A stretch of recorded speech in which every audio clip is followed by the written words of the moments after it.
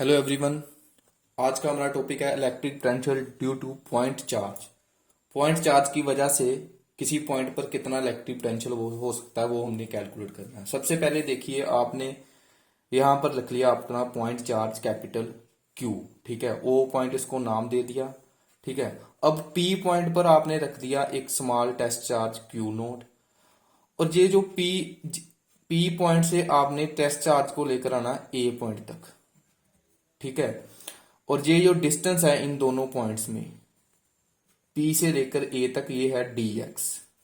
ठीक है, और ओ से लेकर ए तक का जो डिस्टेंस है वो है आर, और ओ से पी तक का जो टोटल डिस्टेंस है वो है एक्स।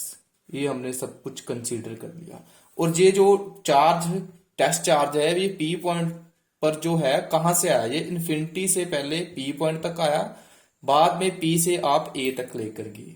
ठीक है, तो ओपी हमने एक्स मान लिया।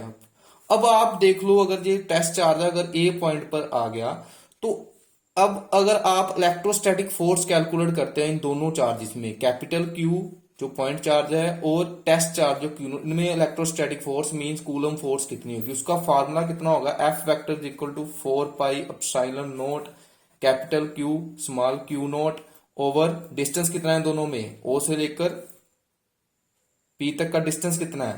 ठीक है, एक्स स्क्वायर, सॉरी मैंने पहले बोल दिया ए पॉइंट पर कैलकुलेट करना, आप पी पॉइंट पर ही इलेक्ट्रोस्टैटिक फोर्स कैलकुलेट करेंगे टेस्ट चार्ज की।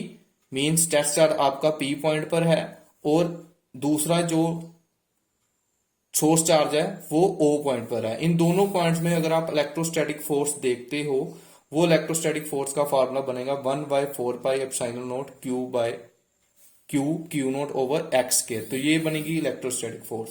और एक बात याद रखना, ये जो पूरा जो भी प्रोसेस है, जो ये सोर्स चार्ज है जो आप इस टेस्ट चार्ज को मूव करवा रहे हो, मीन्स वर्क डन कर रहे हो, उसकी जो वर्क डन हो रहा है सोर्स चार्ज की इलेक्ट्रिक फील्ड के अंदर हो रहा है। ठीक है, ये बात ध्यान रखना। अब देखो, ये तो आपके पास आ गया अब इलेक्ट्रोस्टैटिक फोर्स, इसको इक्वेशन नंबर 1 मान लिया।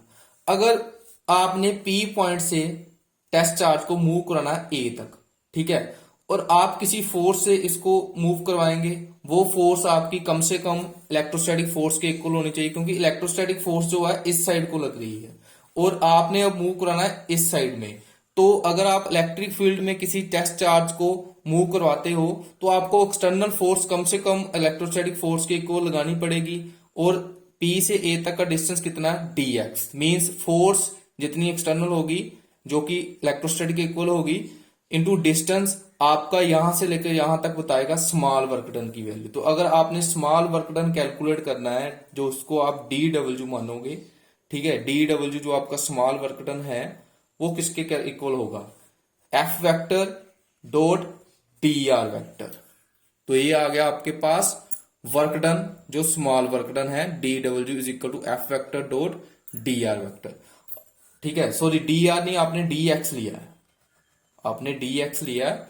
ठीक है, तो यहां पर डी एक्स लिखेंगे। जब डॉट प्रोडक्ट हट गया तो ये क्या आएगा, एफ डी एक्स कोस 180। अब देखो फोर्स जो है वो फोर्स और डिस्टेंस में जो एंगल बनेगा वो कितना है। ठीक है, जो फोर्स है आपकी इलेक्ट्रोस्टैटिक वो इस साइड में है, डिस्टेंस इस साइड में, और दोनों में जो एंगल बन रहा है वो 180 बनेगा। और ये आएगा D W is equal to minus F d x. और फ्रॉम 1 से आप एफ की वैल्यू पुट करेंगे यहाँ पर।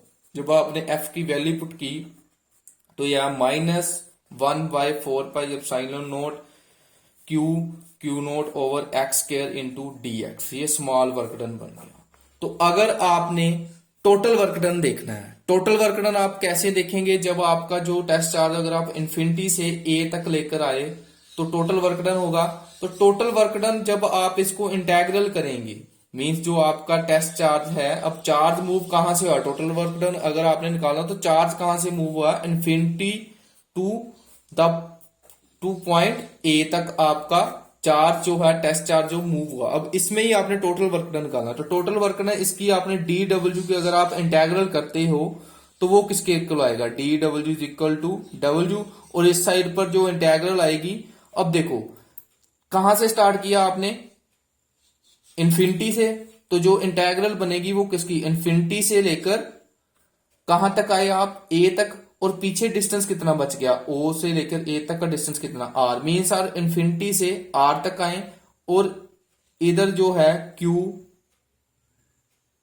क्यू नॉट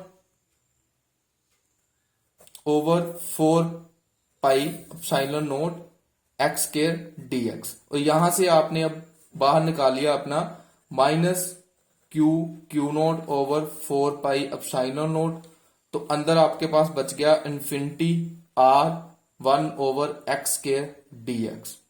ठीक है, तो अगर आप यहां पर इसकी इंटेग्रल करते हो तो इंटेग्रल करने पर ये वैल्यू तो बाहर वैसे ही रहेगी, और इसकी जो इंटेग्रल होगी ये x की पावर 2 ऊपर जाएगा तो -2 +1 आएगा इंटेग्रल करने पर, नीचे भी -2 +1, और पावर्स जो है वैसे रहेंगी।